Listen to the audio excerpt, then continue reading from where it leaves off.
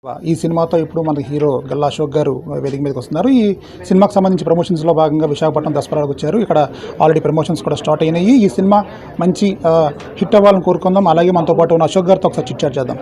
అశోక్ గారు చెప్పండి, దేవకి నందన వాసుదేవ టైటిల్ అర్థం ఏంటి అసలు, దానికి సంబంధించింది? సో దేవకి నందన వాసుదేవ అంటే ఇట్స్ కృష్ణుడు అనే అర్థం బేసిక్గా. అండ్ మా స్టోరీలో కూడా హీరో పేరు కృష్ణ, విలన్ పేరు కంసరాజు అండ్ హీరోయిన్ పేరు సత్యభామ. సో ఆయన కృష్ణుడి స్టోరీ నుంచే ప్యారల్స్ తీసుకొని రాసిన కథ ఇది. అండ్ అలాగే విజయనగరం టౌన్లో జరిగే కథ, ఫ్యామిలీ డ్రామా. అండ్ అందులో కావాల్సిన కమర్షియల్ సినిమాకి కావాల్సిన ఫైట్లు కానీ, రొమాన్స్లు కానీ, కామెడీ కానీ, లైక్ అవన్నీ బాగా లైక్ ఒక ఫుల్ మీల్స్ లాగా ఉంటుందండి సినిమా. అది మాత్రం ఖచ్చితంగా చెప్పచ్చు. మీకు చాలా రోజులు అయినట్టుంది ఒక మంచి కమర్షియల్ సినిమా చూసి. ఐ థింక్ మా సినిమా అది అవుతుంది మీకు. సో ఆ పాయింట్కి వస్తున్నాం. ఫస్ట్ సినిమా అయితే హీరోకి మంచి టాక్ వచ్చింది మీకు. ఇప్పుడు అది అంటే కమర్షియల్గా అయితే కొంచెం అది ఇబ్బంది పడ్డారు మీరు, కొంచెం ఫ్లాప్ అనే చెప్పాలి. సో ఇది ఏ విధంగా దానికి ఏమైనా ప్రమాదాలను పాటించారు దానికి? అంటే ఆ కథ full out and out comedy అండి. దాంట్లో మాకు క్లారిటీ ఉండింది కానీ ఆడియన్స్కి ఇవ్వలేదు క్లారిటీ వచ్చేటప్పుడు.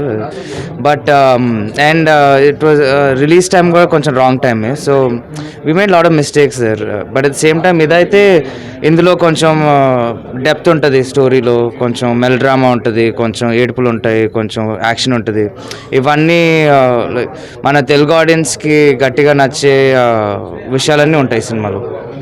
హీరో సినిమా అనేది it was just out and out comedy. అది అందులో లైక్ డౌటే లేదు. సో అందుకే అది ఫ్లాప్ అయింది కదా. దీనికి ఏమైనా మనకి జాగ్రత్తలు తీసుకున్నారా? మళ్ళీ దీనికి ఏమైనా ఎలిమెంట్స్ ఏమైనా మార్చడం జరిగిందా ఈ సినిమా? అట్లా ఏం లేదు. ఈ సినిమా తగ్గట్టు ఎలా ఉండాలో అలానే తయారైంది. మా డైరెక్టర్ గారికి ఎలా ఉండాలో ఆయన చెప్పాక ఆయన ఫాలో అవటం ఇంకంతే. అండ్ ఈ సినిమాలో మీ మామగారు మహేష్ బాబు గారు ఏమైనా కృష్ణుడు రోల్ చేస్తున్నారంటే, కృష్ణుడు పాత్ర ఏదో చేస్తున్నారని చెప్పి టాక్ అయితే నడుస్తుంది, దాని గురించి? అదేనండి, అది కంప్లీట్ ఫాల్స్. అది ఎక్కడి నుంచి వచ్చిందో కూడా నాకు తెలియదు కానీ there is no truth in that.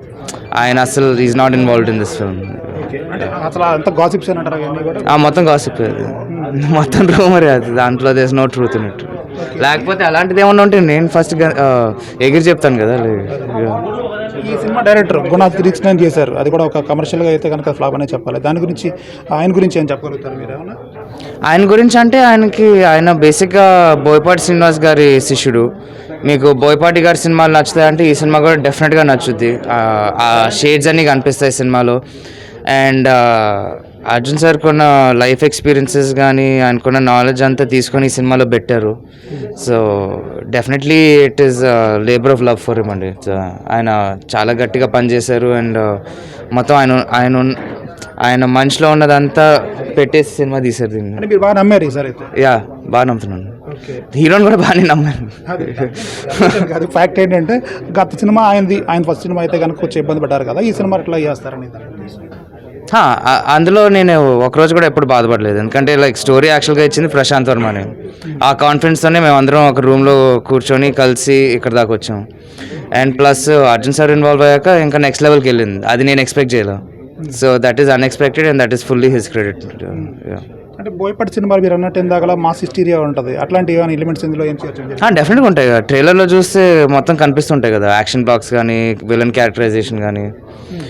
Actually అందరి క్యారెక్టర్స్ కూడా కొంచెం ఘాటుగానే ఉంటాయి. సో చూస్తే అర్థమైపోతుంది. ట్రైలర్ చూడండి, బాగుంటుంది. మేడం మీరు చెప్పండి, మిస్ ఇండియా అయిన తర్వాత 4 years దాదాపుగా గ్యాప్ వచ్చిన తర్వాత మళ్ళీ ఎంట్రీ ఇచ్చారు. సో ఏమనుకుంటున్నారు దీని గురించి? నేను చాలా ఎక్సైటెడ్గా ఉన్నానండి, గ్రేట్ఫుల్, డిటర్మిన్డ్. ఒక డెబ్యూ ఆర్టిస్ట్గా ఐ ఫీల్ వెరీ ప్యాషనెట్. ఈ సినిమా ద్వారా చాలా నేర్చుకున్నాను మన ఇండస్ట్రీ గురించి, మూవీ మేకింగ్ గురించి, ఎంత హార్డ్ వర్క్, ఎంత ప్యాషన్ దాని వెనకాల నడుస్తుందో అనేది. అండ్ ఒక ఆర్టిస్ట్గా I feel grateful for getting Satyabhama as my debut project. And I feel very determined అని. ఇలా 4 years ఎందుకు గ్యాప్ పెట్టింది? ఆఫర్స్ ఏం రాలేదు, లేకపోతే మంచి కథ కోసం వెయిట్ చేశారు? సో యాక్చువల్లీ 4 years కాదండి, 21లో మిస్ ఇండియా గెలిచాను, 2022లో మిస్ వరల్డ్కి వెళ్ళాను. 2 years గ్యాప్ వచ్చింది. అండ్ మీకు అది గ్యాప్ లాగా అనిపిస్తుంది, నాకు అది ప్రిపరేషన్, గ్రోత్ లాగా కనిపిస్తుంది. November 22న దేవకి నందన వాసుదేవ రిలీజ్ అవబోతుంది. ఖచ్చితంగా మీ ఫ్రెండ్స్, ఫ్యామిలీ అందరినీ తీసుకెళ్ళండి. It's pure and pure entertainer. ప్రేమ చూపించండి, ఎంజాయ్ చేయండి. మీరు కూడా సార్ ఒక్కసారి? So I hope to see all on 22nd November థియేటర్స్లో. మీరు బాగా ఎంజాయ్ చేస్తారని నమ్ముతున్నాను. So see you there. Thank you. Thank you. ఇది చెప్తోంది అశోక్ గారు. నెక్స్ట్ వచ్చే సినిమా అంతా కూడా అంటే కొన్ని కాసిప్స్ అన్నీ కూడా నిజం కాదని చెప్తున్నారు. అలాగే నెక్స్ట్ ఈ సినిమా ఖచ్చితంగా అందరినీ ఆకట్టుకుంటుందని, కమర్షియల్గా కూడా పెద్ద హిట్ అవుతుందని ఆయన ఆశాభావం వ్యక్తం చేస్తున్నారు.